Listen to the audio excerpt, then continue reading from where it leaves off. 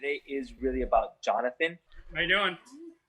Good, I'm doing great. Hey, thank you so much for giving back here, guys. Please tell us a little bit about yourselves. Oh, there you go. Hollie and Jonathan Schreiber. Three kids, married 29 years. Awesome. Where you guys live? We live just south of Fort Worth. All right. So living in Texas, tell me a little bit. How did you guys end up joining Lifestyles? How did that process look like? Danielle, don't do that. We had a friend one of slide, move mine. slides. He's a passive investor in some apartments in got the Arlington. PowerPoint clicked? He had been talking to me about it for about a year, and finally convinced me to go to the 2-day. But I always knew people that bought real estate, and I knew there was a way to do it, but I didn't have any idea how to get involved. Yeah, that's fantastic. When you both, of course, are working at the moment, Yep. and you're able to do this. Let's go to the next slide, guys. So one of the things that you guys chose to do a little bit different. I consider you guys remote investors because even though you guys are in the north part of Texas, you guys decided to invest somewhere else. Tell me about that. The market up here, it wasn't what we were looking for our goals, our cash on cash, and the market up here is escalated quite a bit in the price, and so we started looking in Houston and in the San Antonio area, and finally went with Houston after connecting with you. And actually, what made the decision to go to the Houston area was the vendors on the vendor list. When I started calling around, setting up my team, that's what convinced me to go to Houston. Awesome. So expand on that a little bit. You guys live in the north side of Texas and invest in South Texas. So what kind of gave you the strength or what's the word I'm looking for? The confidence to be able to invest remotely.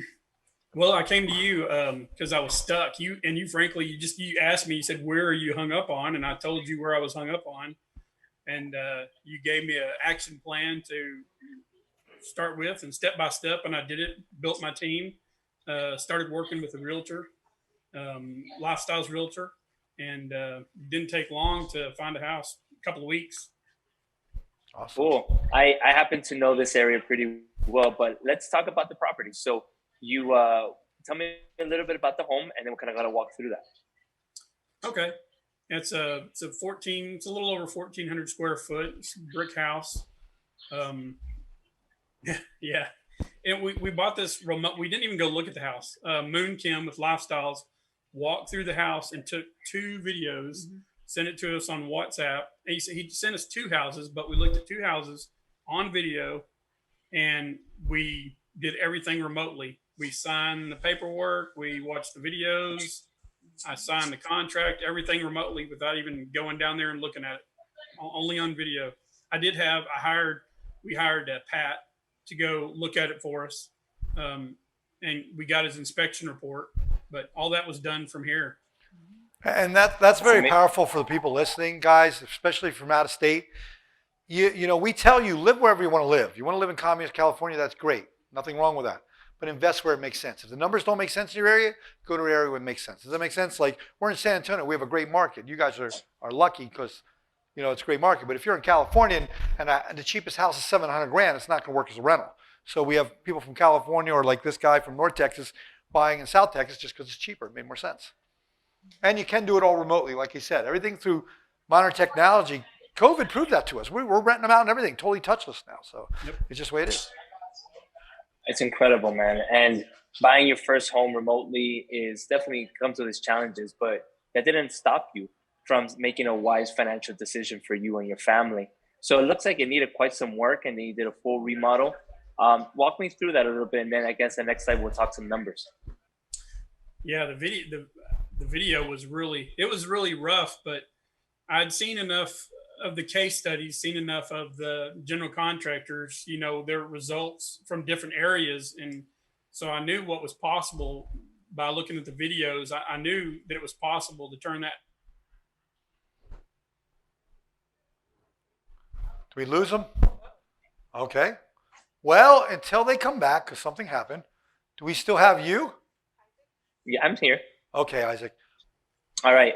The appraised value on this home came into 166. Their purchase price was 107,250. Guys, that's equity of almost 60K.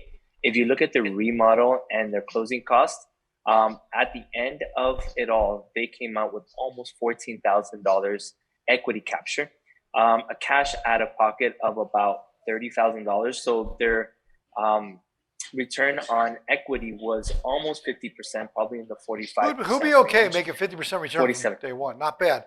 Plus, not only that, the next thing what he's going to talk about is cash flow. Remember, it's making 5 ways. We're only showing 2 here. So explain the cash flow now. Excellent. So rent is at $1,550. But if you look at cash flow, guys, that's $566 a month in their pocket, almost $7,000 a month. Cash flowing, that's a cash on cash return of 22.8. That's amazing. Who'd be happy with a 22% return a year, tax free? Not bad, right? Remember, it's making 5 ways. Even if they didn't raise the rents, which you do every year, that's how you thank your residents, right? Just Correct. 22% a year. In 5 years, do you know you got all your money back? Who'd be okay with that? Is your CD, your dividend paying stock doing that? And you guys, remember, this is making money 5 ways. We already saw the equity capture 50% right away. But what's this house going to do next year? Is it going to go up in value? So if it goes up 10%, it'll go up another $16,000 next year. Well, guys, they have $30,000 out of pocket. That's a 50% return a year. Are you starting to get why this is so powerful? Okay. And that's actually very true. I actually own some real estate in that market, in that subdivision, and it is going up right at about 10% a year. Yeah, that's what we've seen all across Texas. It used to be like 4%, 5%. It's actually about 10 to 12. In some markets, even higher. So, yeah, that's correct. Let's go to the next slide. We'll talk a little bit about his team. okay. So those that are, he could talk a little bit more about that. But if he comes back, yes, there could have been a really tornado. We don't know. COVID just could have knocked him over. Oh God, I hope not. No, I don't think so. It's not that fast. It's not like the movies with the zombies, which would have been much cooler. Who agrees? I would have enjoyed it so much better if you would all turn to zombies and I could check out my MP5. Never mind. Too far. Let's go to the next slide. One of the things, one of the biggest things, guys, when you're remote investing is building your team. Chris Wyatt was one of the other mentors that we have here.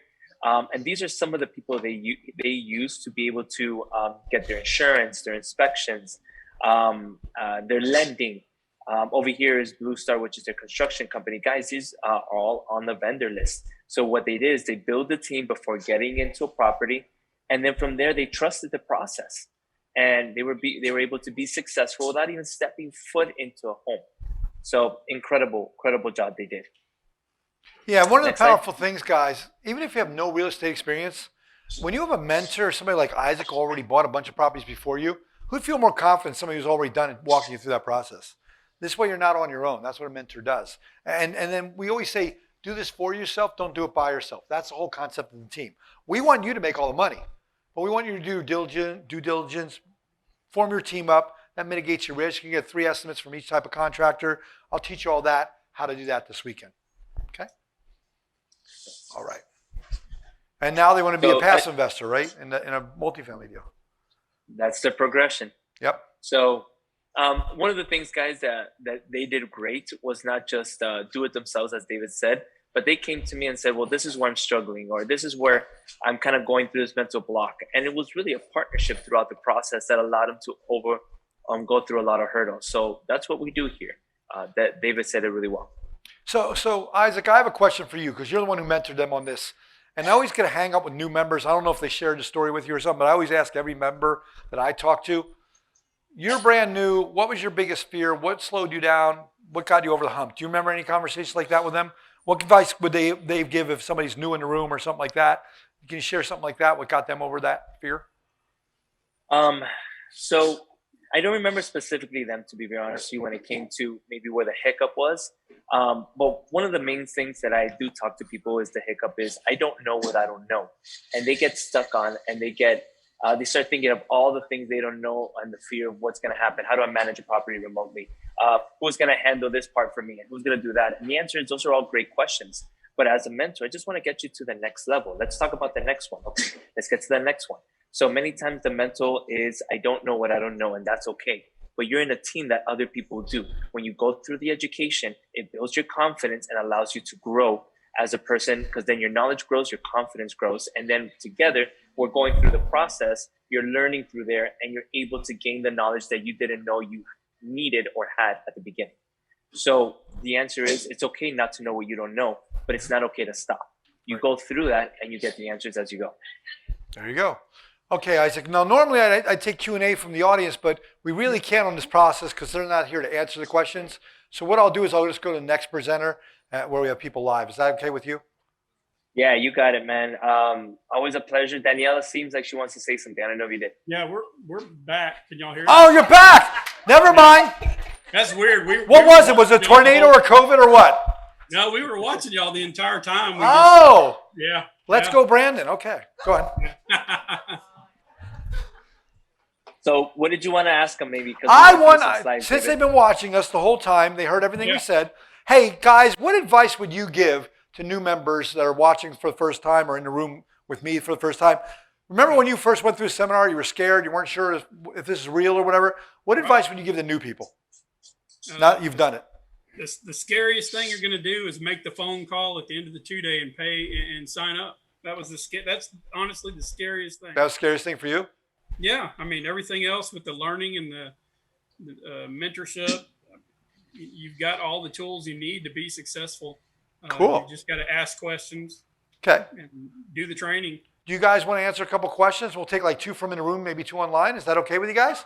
Yeah, sure. Okay, Daniel, do you have anything online? Yes. So first question, I actually have 2 people that asked. Do you know where they're from? The 2 people? Yeah, you got to look, because if they're like from North Dakota or they're from Virginia, maybe you have to talk with an accent. No. Or maybe they're French. I don't know. And you can pretend if they're English, they have no teeth. Come on. Well, I don't know. I'll ask them to say where they're from. Okay. But 2 different people asked kind of a very similar question. So they wanted to know, do you all use a management company? And were the houses vacant or occupied when you got them? No, it was not occupied, and we manage it from up here. We did hire a realtor to find the resident, but no, we manage it from and up we here. had the resident before we even completed the rehab. Did you hear that, guys? This is the biggest fear. How hard is it to get a renter? And if you do what I teach in a seminar, you literally put a sign in the yard the moment you close and fund on a deal, because good people have to give a 30-day notice, don't they? So they want to live in that neighborhood because their job's near there and stuff like that. So they will literally give you the deposit and the first month's rent before you even finished. That's a perfect example. Good job on that. So one of those members from Dallas. So. Oh, from Dallas. Okay. Yeah, there you go. The person from Dallas is exactly your situation. Same thing. They got over the fear and bought out of the area. Okay. Does anyone in the room have a question? Right here. Okay. Give me a microphone. Oh. We have to have the people online hear you. So were you guys worried about it being so close to the coast and hurricanes, stuff like that, for the insurance purposes? Good question. Just protecting your house? No, there've been enough members and enough mentors that have houses down there that we knew, as long as you're insured, Lifestyles teaches you to be insured. As long as you have insurance, there's nothing to be afraid of. If you remember from my seminar, I know you've been to my seminar. Do you know what rule number 1 is? Who knows what it is? Never lose money. So how do they mitigate the risk? Insurance, height surveys. We have to worry about that. Wind shear. You do have to worry about different things down in Houston than you will here in San Antonio. Just like in Dallas, we have to worry about hail. Just about in Oklahoma, you have to worry about hurricanes. No, I mean tornadoes, whatever it is. You know, wherever those people are. The point is, every area is going to have different things. Don't worry about what have, could have, should have. You just insure yourself. Great question. So I have Anyone else? Another question. You got one more online? Mm-hmm. Okay. So Lucretia asked, what type of loan did you all use? Did you use hard money and then conventional? Yes. Hard money than conventional. Okay, for the new people that don't know what that means, I'll teach you about the different types of loans this weekend. A hard money loan is a specialized lender lending you all the money to buy a property, plus all the money to fix it up. A regular lender won't do that. Once they fixed it up, once they made it beautiful, you saw how it was a crap hole when they bought it. But in the end, they made it beautiful. Best product, best price. They're going to attract the most best people. Then they do a refinance to get out of that loan. Very quick turnaround. Okay. Hey, thank you so much for sharing your story. We appreciate it. We love our nurses, even the AT&T guys. Okay. Okay. So. Great job, guys. Really, really Appreciate proud of it. everything. Thanks.